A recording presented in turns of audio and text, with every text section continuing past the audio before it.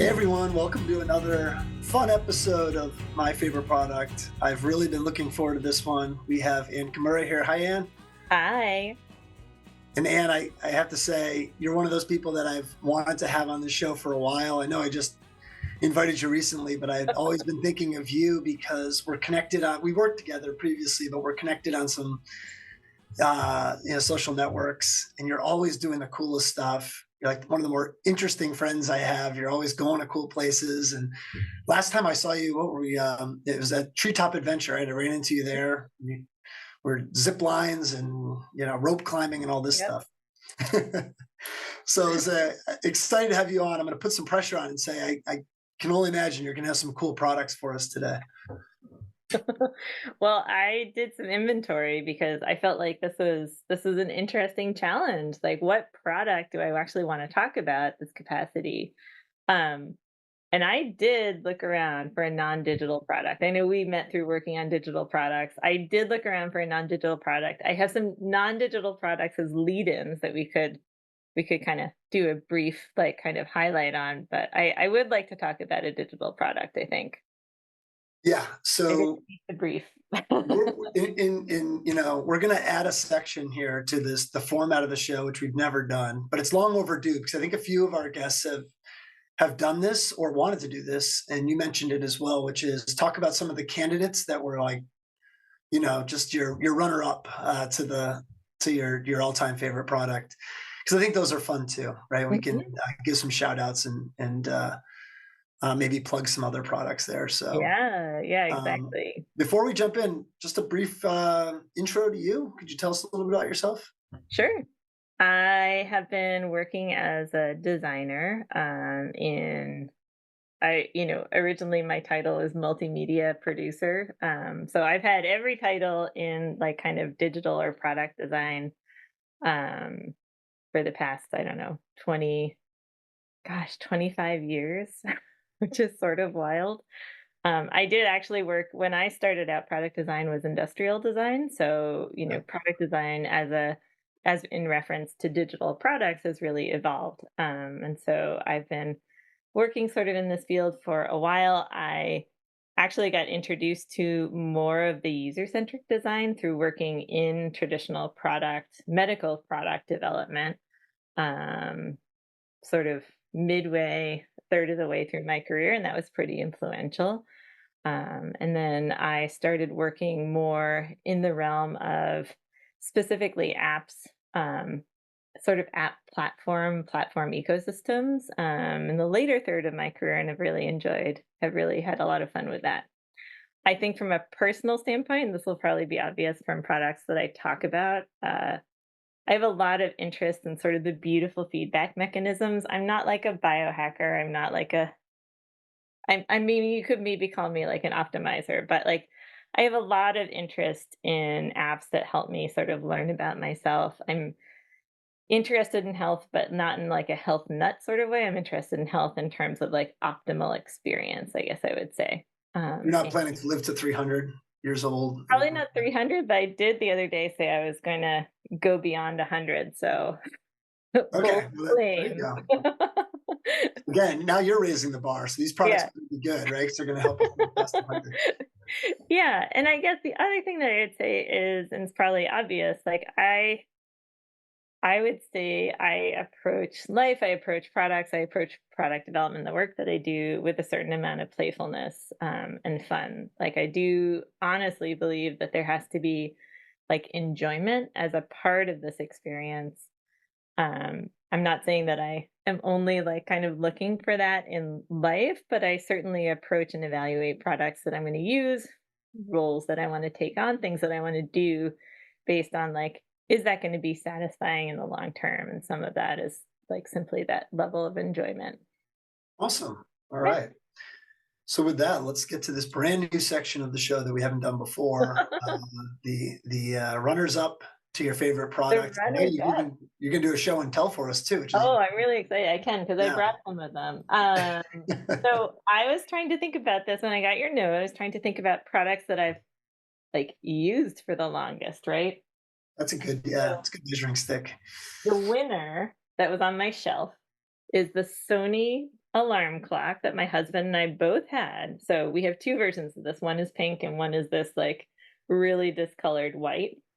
All Yeah. this is a battery operated alarm clock that has a radio. So listen to the radio if you want. Huh. And it plays Here Comes the Sun in a really tinny tone, but it's so familiar. It's like this cue. Whenever I hear that song, it's like, oh, it's morning, you know? Yeah. And so it was really funny when I just replaced the batteries because I put in rechargeable batteries. I don't want to put in batteries that are going to, if I forget about this or lose it on my shelf, for example, I don't want the batteries to corrode. So I've got, I just replaced the batteries and it started playing I don't use it as an alarm clock, I have to admit. So it's a product that I have for the longest, but I don't really use it anymore aside from the clock part. But I heard the Here Comes the Sun part, little tune when I reset the batteries, and that was kind of fun. I it's probably not a life hack because I'm sure most people do this, but I put a glass of water beside my bed. So when I wake up, first thing I do is I chug a glass of water. I Mm, might change my routine now and start my day instead with "Here Comes the Sun." That sounds like a great way to set it's up a your day nice for one, happiness. right? Yeah, it Yeah, is. yeah, I can't think of a better song than that one. yeah. Well, maybe you can have that and your glass of water. I know, at the same Great time, that would combo. be this is great. We could end this thing now, and I think we would We're all set. That's all I help wanted to talk people. about. But yeah, but what's next? All right, next, is the chirp wheel.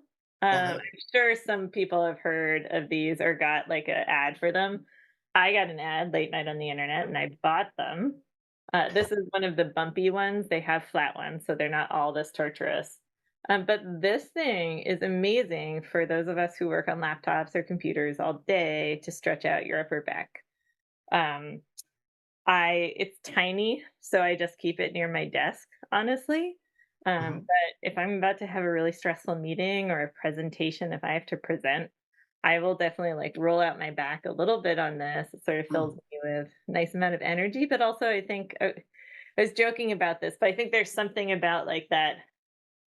I was an art history student. I think the term is like contrapagio. There's like something about like the tilt of your hips and then like the thrusting forward of your chest that makes you feel more confident. Anyways, Hmm. I think I think this does quite a job, especially in this like remote we talk a lot in this like um video Yep. conversation type of environment to like kind of boost energy and sort of make me appear more confident. So that's Nice. number two runner up. I'm insecure about my posture now, but that's okay. Get You're past doing that. great. Okay, and then the rest are gonna be a lead into my product that I wanna talk about. Cool. So I have been a runner since cross country in high school. My friend Joe Awesome. got me into it and I like, it's sort of funny. I think it was Angela Duckworth who made a joke about how she's been running for 20 years but hasn't gotten any faster. That's true for me. And at some point, realizing that that wasn't the goal was actually like such a healthy, Yeah. healthy moment of oh acceptance. Like my goal is not necessarily to get faster and faster. My goal is to be able to like still run like a Yep. 10 mile or a half marathon when I'm 50, right? So this is a paper journal. It's Lauren Fleshman's um I guess it's called the Believe Training Journal.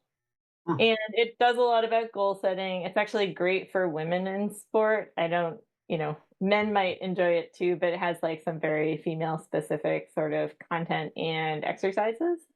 And then you simply like sort of track your workouts week over week. You can enter mileage if mileage is something that you're tracking. But what I love is they also have like sort of a satisfaction area.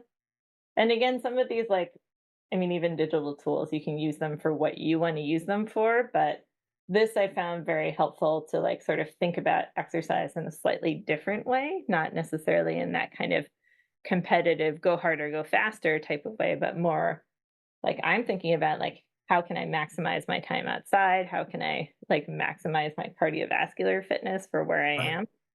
And so this has been really helpful in sort of level setting in that way. My complaint, I guess, about any paper tool, though, is that it puts a lot of onus of the work on me. And one of the things I've been spoiled with, I think, over the course of at least the past 15 years is really like allowing digital tools to do some of that like passive processing. Like, how many miles did I run this week? How many miles did I run this year? Yep. Um, Another precursor to what I want to talk about is this one. I have all the archives here, but this is the Thank you for Nike. bringing all these Yeah, examples. this is the like little Nike pod. Once upon a time, this went into your sneaker, or you could tuck it into your shoe somewhere. And this little thing connects to your iPod. Uh-huh. So that's how old this is. And essentially, this was the beginning of Nike Plus, or Nike Run. I think the app has transitioned into.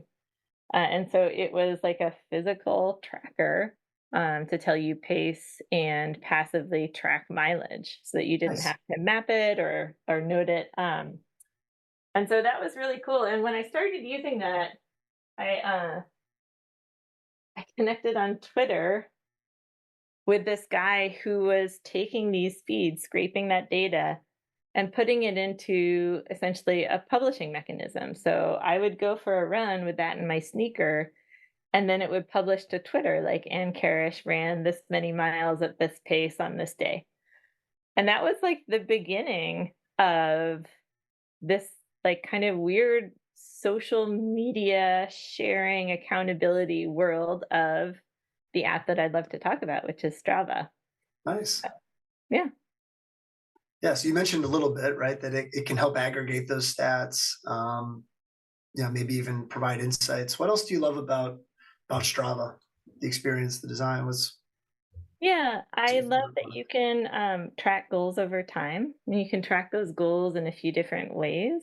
If Mhm. it is mileage that you're interested in, great. If it's hours, that's fine too. You can track it week to week, month to month. But as you know, advanced in age as I am, I actually find the most interesting thing to be year over year.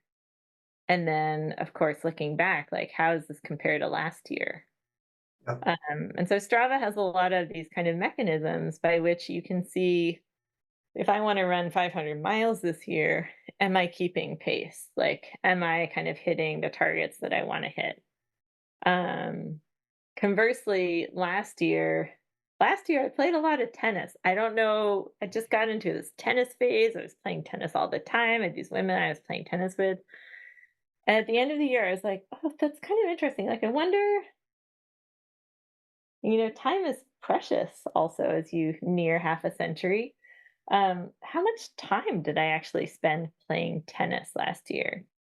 And so quickly at the end of the year, set up just like another kind of goal to say, like, how many hours um, did I play over the course of 2024? And I played like 100 hours of tennis, which just seemed like absurd to me somehow. That is not the amount of time that I would have expected it to be.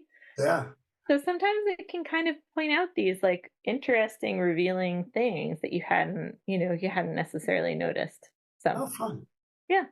Now, are you using Strava in conjunction with the running journal or as one taking over the other? I guess the Strava taking Yeah. No, I definitely do. And I mean, I use Strava. I think Strava has gotten only more beneficial to me through the Apple Watch, because there's a Strava app on the Apple Watch. And so I don't have to carry my phone with me, unless I'm obsessively like listening to an audiobook. It means I can go for a run sort of liberated in some ways, yeah. um, from the tether of the phone, which I really appreciate. Yeah, and I love how you picked a product for your personal enjoyment, health related. I hate to bring it back to a professional tool, but it reminded me a little bit. We're building a product now where I work, which is for sales folks, and it's supposed to give you some data back on your customers. I'm talking about it in a very broad Yeah. sense, purposefully. Um, but a couple of people at our organization have asked, don't we want to know how they're feeling? Don't we want to know how their customers feel about the product, not just the data itself? And I've always been a data oriented person. I came out of college and somehow, landed in a role where I was running reports all day and just kind of living in the database. So, my my leaning is more on the quantitative side, but it really opened my eyes. And it's just funny having you on today and having these conversations the rest of my day around how do we capture the human sentiment? How do we capture what people, their motivations, their goals? And when you showed the physical running book and, kind of putting in pros, right, around how your run went, how you're feeling, it reminded me of that. And I wonder, I'm putting you on the spot a little bit here, but does Strava capture that in any way? Or are there, I mean, you did mention you can put in goals, right, for the Yeah. upcoming year, but yeah, curious how the two work in tandem. Yeah, it's a great question. I think again, it's how like a user kind of perceives like what they want to get out of it. With Strava, you can add sort of a description of a particular activity, but the other thing you can do is add personal notes.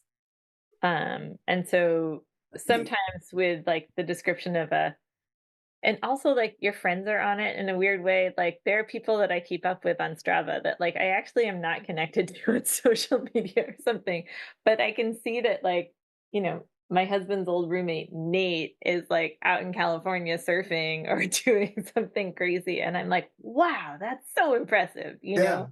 It just, like, gives you, like, kind of this new Some context. new window, new connection into people, but anyway, so I will especially, like I think things that I tend to put descriptions on are like when it's a different type of workout or a different type of activity. If I'm hiking, hiking is just such a.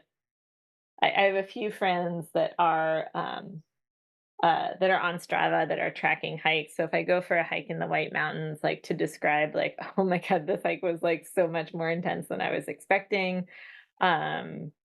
You read about it, you didn't realize that so I will use it for things like that. I guess one of the interesting things I'll also say, like to your point about uh sort of tracking how people feel, what their sentiment is. The interesting thing is like it's really in relation to me. Like how did I feel the last time I did this hike, right? And Right. one of the things that Strava does really well is when you do an activity, I think it's especially if you like track uh anything kind of foot movement related, maybe bike rides too, but like if you track a course or a route that you've done before, it will show you the comparison to like last year or 2 years ago. Hmm. Um, there's a, I don't run the half marathon anymore. There's this amazing half marathon up in Hanover, New Hampshire, for the Children's Hospital in the fall. It's the Chad, it's called, and it's the best race ever. And I've run it any number of times. My favorite part of the half marathon, though, of course, is the last like 3 to 4 miles. So that's Yeah. the route that if I'm just like on my own and I'm up there, I will like reminiscently it's like sort of run that. And so it's sort of fun to be able to see like, oh, like what's your pace when you're not in a race as opposed to when you are. Um, Right. and see that over time. Because I've used Strava now since I started using it when we were at Virgin Pulse because it was one of the sort of partner applications that we were experimenting with. And I was just getting into biking. It started out as a biking app and then expanded into all these different other activities. Um, and I have been using it, I guess, since 2016. So almost 10 years, which is like, oh, dinosaur in the world of digital products. Like the fact that like I'm still there, right? So it's fascinating. I have a ton of data there, like a ton. And Yeah. that is really like interesting to be able to access and Yeah. kind of compare. And I'm not saying like I'm trying to compare myself to like my 10-year younger self. I'm actually just looking at like how many times have I actually hiked this route up Mount Washington? I didn't even remember that other one like from 5 years ago, you know? Right. So it can be really fun. And yes, you can like kind of personalize it. I'll add photos occasionally, especially if it's like things that I want to make sure that I'm sort of passively sharing, I guess. There is this thing where you don't necessarily want to like send your friends like, "Oh, I'm in this amazing place." Like that can Yeah. be kind of obnoxious. You're all in your like beautiful little work homes and I'm like out in the wild. Like I don't want to do that, but, like, being able to just, like, post photos and let people enjoy them at their own, at their leisure is kind of another fun part of it. So Strava has become really in some ways, like, even though it's an activity tracker and I use it for that purpose, like, certainly like a social sort of app too, in a way. I think all these apps that have these feeds have sort of become social media in a way. I think it's critical. I've never used Strava. You're motivating me to give it a shot. I use Garmin and I like it. Actually, we worked together 4 years ago at Virgin Pulse when we overlapped, and that's where I started using the same Garmin watch that I have today. So it's lasted a pretty good time. Yeah, And same as what you were talking about. I will go through the app and I will just look at 1 month periods, and I'll just swipe left and see how many steps I've had in a month and say, right. well, what happened that month? Or that was a great month. And then I won't name it because I don't want to put it down too much, but I use another app when I go running on the streets rather than a treadmill, just to track how fast I'm going. The same thing that, Strava or these other apps will do. And it's really strange. It's almost the antithesis of what you were describing, in which I'll finish and it'll say, congratulations, that was your 68th best run at that distance. And I'm like, 68 doesn't sound like something I want to celebrate, and I would love to go back and like compare, maybe because I tend to run the same loop around Yeah, my yeah, sure. town. Like, okay, was I maybe a little bit hungover one day? Was I just not feeling it? Or was I feeling great and had like 9 hours of sleep and went out? Like, maybe I just wanted to go for a jog just for the sake of a jog and not really push it, because I do run it, different ways depending on how I feel and what I'm trying to get out of Right. it. Right, right. So there's So everything. yeah, having that context would be awesome. Yeah, that's hilarious. Your 68th best friend. 68th, yeah. Congratulations also. It's not like I've done it Somebody didn't think 1,600 about times. multiple messages for different contexts here. I think I have tweeted to their product team, please change that. It's Yeah, just, it hurts me. yeah, Again, I won't name the app, but you could probably figure it out if you looked hard yeah. enough. Awesome. So anything you might change about Strava to make it even better? Yeah, so I'll say another app that I use a lot is All Trails. And All Trails, if you don't know it, is just a way of finding routes or trails nearby. I think it started being like kind of hiking trails, and now I think they do everything from like biking to I don't know if they do. I don't know if they do stand up paddle or like canoe path, but like you can find almost any trail on All Trails. Some of the route you can look at routes on Strava, and that's actually a nice feature. You can kind of see heat maps of like where people like track routes around you. But I was recently in I'm gonna probably butcher the name in Saconet, in Little Compton in Rhode Island. Yep. Fine state of Little Compton, or fine state of Little Rhodey, and I was taking my kid down to visit a friend, and part of my excuse for doing that drive was, "Oh, I'm just gonna go for a run around here." And I was looking for routes, and there was just something about, like, I could not find, and maybe just there aren't a lot of people tracking with Strava around there. I just, like, couldn't find a route that, like, Huh. looked pleasant or, like, recommended. Even, like, there was a nature preserve that I eventually found, but, like, that wasn't on the map. And so I think the thing that I would really look for in Strava is being able to, like, more easily find these, like, routes. And also, to your point about sometimes I run for different reasons, like, sometimes I just wanna get outside. Sometimes I want the flat, fast, like, bike trail, like, Right, right, I wanna clock it today, And, like, sometimes it's just like, I just wanna be out and listen to the birds and, like, get the stuff out of my head, you know? right, right.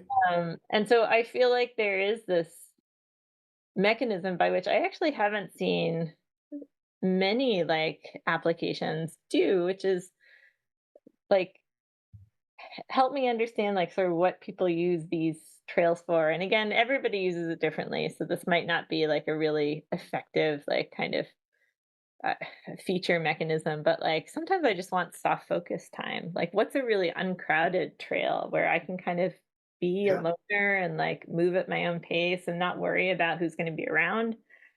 Um, I see like easy, intermediate, advanced. I don't really see any other kind of nuance or grading of routes or trails. And I would love to see that.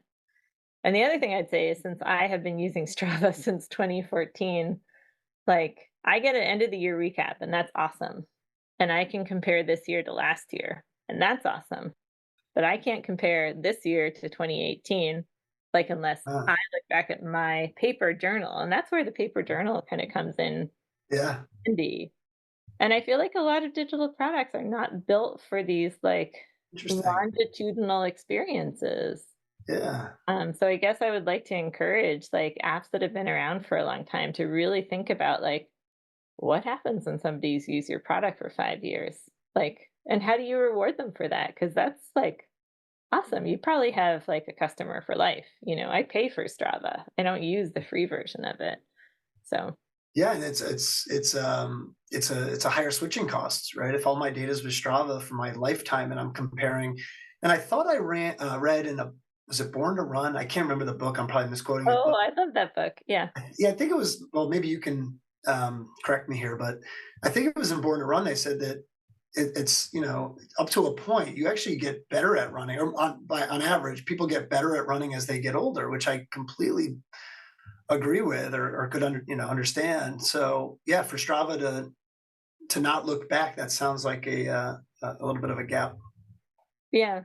Yeah. And to be fair, like I can look back like activity to activity, route to route, that type of thing. Right. But I don't, being somebody who, again, like I'm old enough to like appreciate that a year isn't that long. So I do track things over a year. And it would be really interesting to know year over year, like how things are fluctuating. Oh, Yeah. I love that too. Yeah. And I have to add really quick. So I've only run one marathon, but when I was training for it, I was so desperate to find maps or routes that would have Oh, yeah. sidewalks in my town. Like I just wanted a checkbox that said, "Give me Oh, sidewalks," sidewalks is really and I interesting. couldn't do it. And like my need was I just don't want to die. I want to be on the sidewalk, and like I wasn't. I don't think I was using an app, or maybe I was I using an didn't app. I think don't about know. that, but that's a really interesting one, John, because I remember uh, when we worked at Virgin Pulse, part of my time was in Framingham. It wasn't just in Providence. And Right, I broke right. up that commute, that awful commute, but I would drive from Providence to like, I want to say Sharon? Yeah. Probably is Um, not the right Providence to Sharon. And then I would bike from Sharon to Framingham. yep. And that was what I didn't have, which is like the safety route. Like sometimes I would just veer off because I'd be on like a pretty fast paced road with this much shoulder and I'd be like, my mom is gonna kill me. Like I better I have to get off of this road. So yeah, I think that that would be a really interesting feature to like help me not die. And cycling's probably even more at risk, or Yeah. cyclists. So that's a great point. Um, Last question for you: how has it made you better at what you do? Through what have you learned through Strava? Yeah. I think one of the things that's really taught me is that like a lot of these kind of stats that you're often presented with, and I know we probably talked about this a bunch at Virgin, but like not everybody is a stats person, right? And so I Yep. think visualizations are so important for like helping people just understand the narrative of what they're looking at. So Strava has like a lot of stats and things like that, but then they also create these visualizations like, perceived exertion or your like kind of like a physical like I can't remember what it's called, but it's the score and like based on your like level of activity that week, like where you are as compared to last week. Like um I think the fun part, the element of like even adding photos to activities, it sounds Yep. really simple, but, like, in some ways, I think about all of these things as these, like, weird journals. Like, we are journaling all the time in the modern world through these digital apps, whether or not it's, like, posting on LinkedIn or Instagram. But I do think, like, we have this, like, want to archive in some ways, Yeah. like, these things that we do, even if they're super mundane, like walking around the block, like, because I saw something amazing on that walk. And so I think, like, again, adding those human kind of fun elements into it feels like, I don't know, that's something that I'm just always thinking about. I've been working on sort of a self-reflection, journaling, like, kind of experience now, and certainly one of the things I'm thinking about is, like, not everybody, some people express themselves through voice, some people express themselves through text, and some people, like, they wanna just take a picture of something that's meaningful to them. And Yeah. so anyways, that's, like, one of the things that I think about, and it applies to so many different, like, parts of the work that I end up doing. Um, yeah. Yeah, and then, you know what, I think the last thing I'll say is, like, means of encouragement. Like, what how do you help motivate people to do the things they wanna do? Yeah.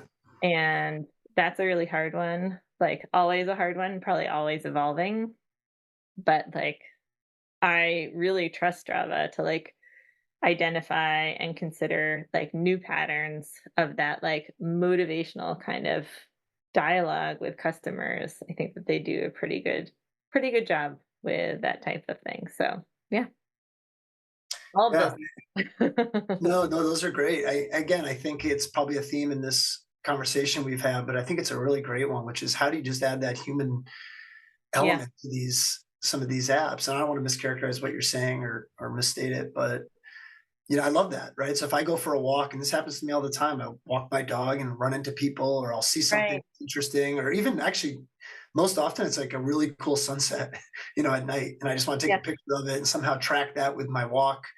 Um, yeah, I think all that would really add color to the app experience. Yeah. Yeah, exactly. And the final thing that I'll say, and, I'm sure we talked about this at Virgin, but, like, one of the things I think Strava does really well is, like, in the end, I almost don't even need to look at that, like, at the app at all. Like, I could just track things on my watch. Mm, Like, at the end of the month, maybe I could check in. If I wasn't interested, if I didn't wanna be looking at my phone all the time or that day, like, I really don't need to do it. And I do think, like, apps that provide value to you outside of the app itself, like, mhm. that's a big thing, and that's something that I think, like, a lot of, I don't know, I think a lot of the products that I'm motivated to work on think about that. How do you improve, this, like, kind of experience of life away from the piece of technology itself? Yeah, it just becomes almost not a complementary piece, but a catalyst for you to live a better Yeah, life sure. without having it be totally embedded in your experience. That's a great point. Awesome. Well, and I always ask guests too: is there anything you want to plug, or if you want people to reach out to find you for anything? Any way to do that? Um, oh boy. Well, Sorry, I didn't prepare you with that one, but I mean, you plugged a great road race. It seems like it has a great yeah, I mean, everybody purpose should behind run it. the Chad. That's like I that's like it. a fun We'll put a fun road link in race here. up in Hanover, New Hampshire. Yeah, I Cool. mean, I think people should try out the app that I'm working on right now, which is called Lodic.ai. For some of these things that we've been talking about, the self-reflection kind of journaling aspect, and sort of, this, how do we, like, improve and optimize, like, our experience of life? But that's not really a plug. That's just something I'm working on right now and kind of obsessed with. So yeah, I don't know. I'm around. I'm on social Yeah. media. I'm out there. Well, I had 100% confidence this was going to be an excellent episode. And somehow even exceeded my expectations. So yeah, just amazing stuff, amazing learnings here, and it was great to hear about your experiences using these products. And thanks for sharing. Thanks for making time. Yeah, nice to share. It was really fun. Likewise. Thanks, Anne. Cool.